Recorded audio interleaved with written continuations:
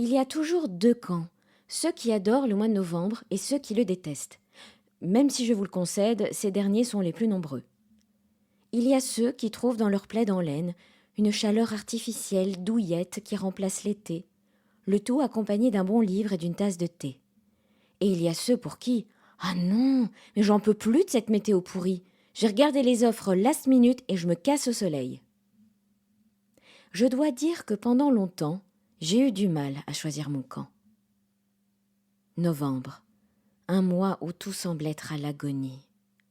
La lumière du jour paraisse le matin et rentre chez elle tôt le soir, étouffée par une immensité de nuages qui crachent sur les squelettes des arbres, des larmes noires qui trempent nos manteaux et nos esprits.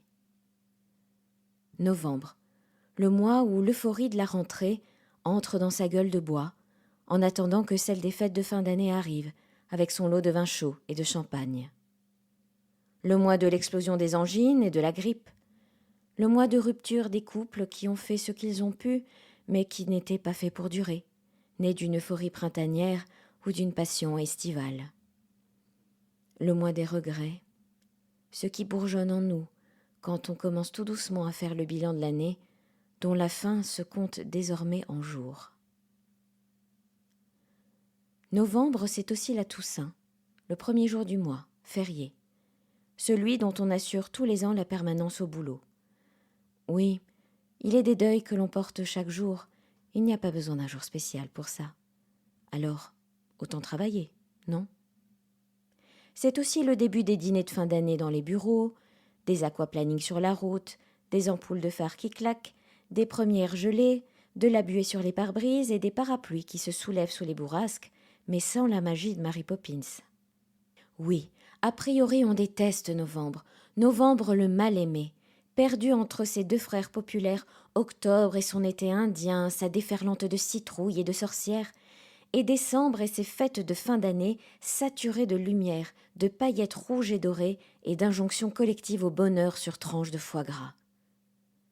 Et pourtant, avec le temps, comme le chantait Léo Ferré, je me suis surprise à l'aimer.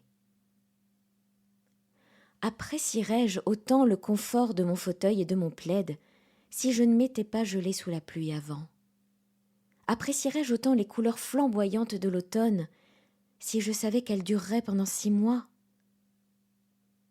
Et si au lieu d'être un mois mort, novembre était le mois de l'apaisement, une pause dans la course, une permission calendaire à faire un retour à soi, le droit de dire non sans chercher à se justifier. Novembre, c'est peut-être moche, mais ça sent bon. Les feuilles mouillées, la fumée de cheminée, les poêlées de champignons, l'odeur de soupe de potimarron, de brioche à la cannelle et de fromage fondu les samedis soirs, dont la convivialité n'a rien à envier au snobinard verre de rosé en terrasse du mois de juillet.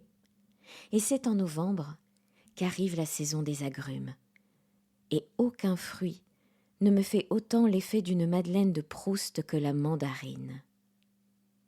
L'odeur amère et herbacée du zeste, puis celle plus sucrée de la peau que l'on épluche, la saveur douce et désaltérante des petits quartiers de fruits au toucher de velours. Un souvenir de goûter d'écolier qui garnit toujours mes paniers de Saint-Nicolas. La même magie opère d'année en année, fidèle au rendez-vous. Novembre, ça sent aussi le calme. Le calme dans les rues le soir et dans la brume du dimanche matin. Le calme dans nos têtes et dans notre corps fatigué et parfois douloureux. À l'image de la nature qui se dépouille de ce qui a vécu pour se reposer et se régénérer après tout un cycle de pousses et de floraison. Le calme avant le tourbillon coloré de décembre, le début de la fin. Mais comme un prélude au dernier mois de l'année, novembre, c'est aussi le mois où les bougies pointent à nouveau leurs petites flammes sur nos tables et à nos fenêtres, comme un acte de résistance aux ténèbres qui semblent vouloir nous engloutir chaque année au même moment, comme si nous leur disions « non, pas moi ». Oui. Définitivement, novembre, c'est le mois d'une certaine mélancolie, mais une mélancolie d'une simplicité heureuse.